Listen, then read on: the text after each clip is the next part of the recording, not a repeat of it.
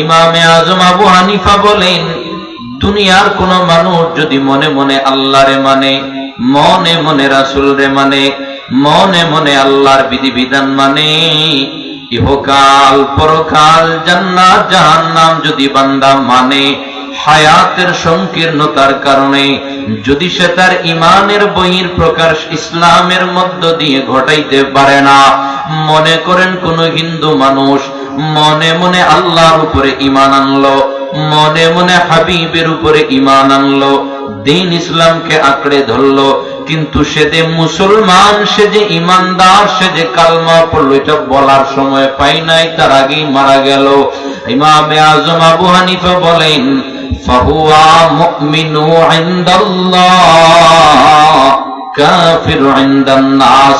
দুনিয়ার মানুষের চোখে ওই বান্দা যদিও কাফের, কাল কিয়ামতের ময়দানে আমার আল্লাহর দরবারে ওই বান্দা ফাহুয়া মুমিনু ইনদাল্লাহ, মুমিন হয়ে জান্নাতি হয়ে আমার আল্লাহর দরবারে দাঁড়াইবে। সুবহানাল্লাহ। অমনি ভাবে আবার অপোজিটে অন্য একজন মানুষ জন্মের পর থেকেই সে মুসলমান, হজ করতে গেছে একবার, দুইবার, তিনবার, চারবার, পাঁচবার, যেই না হজ কইরা বাড়ি আসে, বাড়ির সামনের গেটটা মিস্ত্রি আইনা বলে টাইলস লাগা। চাচা এতদিন টাইলস লাগাইলেন না কেন? বলে এতদিন তো হজ করি নাই, এখন করছি। তো হজের সঙ্গে টাইলসের সম্পর্ক কি? বলে হজ করার আগে যদি টাইলস লাগাইতাম তাইলে লিখতাম রহিমউদ্দিন ভবন, এখন যেহেতু হজ করছে নাম লিখবো হাজী রহিমউদ্দিন ভবন। কথা ঠিক কিনা?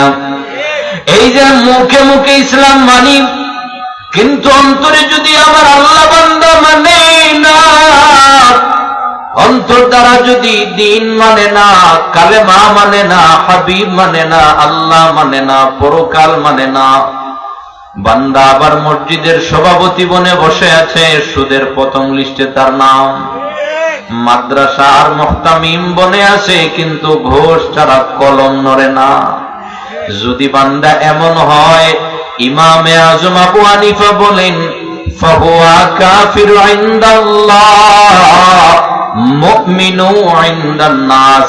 ওই বান্দা তার হাল দ্বারা, ফাল দ্বারা, জুব্বা দ্বারা, টুপি দ্বারা, দাড়ি দ্বারা দুনিয়ার মানুষরে ধোঁকা দিল, তার নামের আগে আজি লেখা, গাজী লেখা।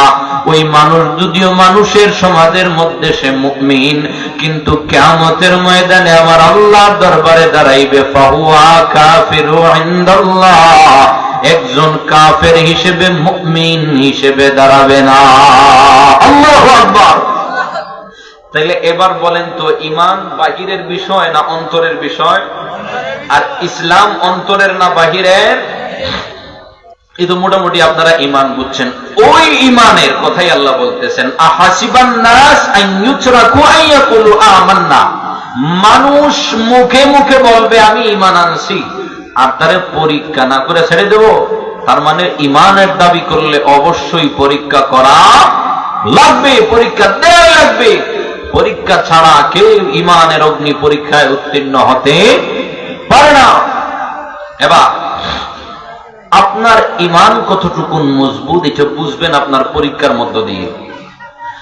বলেন বাজান, ক্লাস 1 এর পরীক্ষা যেমন সহজ, ক্লাস 7 এর পরীক্ষা কি তেমন হয়? ক্লাস 5 এর পরীক্ষা যেমন 10 এর পরীক্ষা আরো কঠিন হয়। আপনার ক্লাস যত বড়, আপনার পরীক্ষা তত কঠিন। ঠিক তেমনি থিম অফ ঈমান, আপনার ঈমান যত মজবুত, আপনার পরীক্ষা তত কঠিন। এবার বলেন, আপনাদের জীবনে আপনারা ঈমানের দাবি করার কারণে কয়দিন জেল কাটছেন? তাহলে কেমন ঈমানদার হইলাম? আপনার ঈমান ততটুকু, আপনাকে আল্লাহ পরীক্ষা করার জন্য 1 ক্লাস লেভেলের পরীক্ষা দেয়। মাঝে মধ্যে একটু জ্বর উঠে, একটু সর্দি আসে, একটু কাশি হয়, একটু ঠান্ডা লেগে যায়, এই হচ্ছে আপনার পরীক্ষা। তাও লাগার পরে বলে আল্লাহ ঠাডা বালাইবার লিগে আমারে ছাড়া জরুরি চোখে দেখে না। কথা ঠিক কিনা? বলে কি বলে না? আপনার ঈমানের পাওয়ার এমন, কিন্তু আপনি দিল লাগান, কান লাগান, ইতিহাস একটু খোঁজাও গো বাজার, দেখেন আমার মালিকের দরবারে ইমানের দাবি করার কারণে কি পরিমাণ ভয়ঙ্কর পরীক্ষা দেয়া লাগছে।